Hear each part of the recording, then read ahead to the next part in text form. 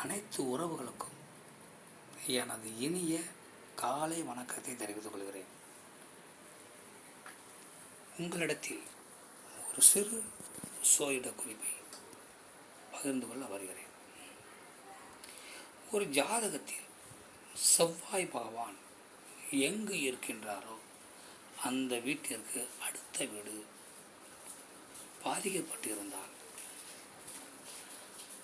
அதாவது அந்த வீட்டினுடைய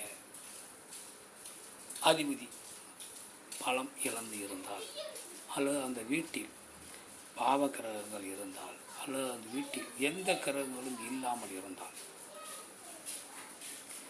இப்படி ஒரு சூழ்நிலை இருந்தால் அந்த ஜாதகர் திருமணத்திற்கு முன்பு சிரமப்படுவார். கஷ்டப்படுவார். அதே ஜாதகத்தில் சுக்கிர பகவான் எங்கு இருக்கிறார் என்று பார்க்க வேண்டும். சுக்கிர பகவானுக்கு அடுத்த வீட்டின் அதிபதி பலம் இழந்து இருந்தால், சுக்கிரனுக்கு அடுத்த வீட்டில் பாவ கிரகங்கள் இருந்தால், பலம் இழந்த கிரகங்கள், வக்கரப்பட்ட கிரகங்கள், நீச்சம்பட்ட கிரகங்கள் இருந்தால் அந்த ஜாதகர் திருமணத்திற்கு பின்பு கஷ்டப்படுவார். இந்த அமைப்பை எல்லாம் நாம் நன்றாக பார்த்து கொள்ள வேண்டும். மற்றவற்றை நாம் அடுத்த வீடியோ காண்போம். நன்றி, வணக்கம்.